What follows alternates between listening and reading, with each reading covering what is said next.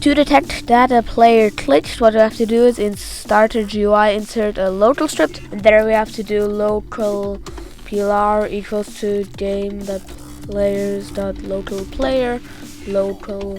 mouse equals to plr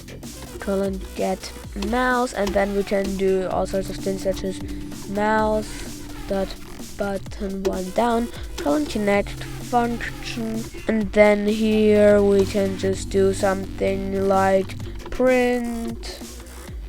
plr dot name, and now as we can see, if we play, and now we can see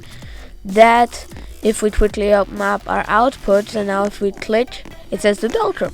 Now of course you can do such things as with raycast, which I might at some point explain, make for instance a gun or whatever you like. Bye.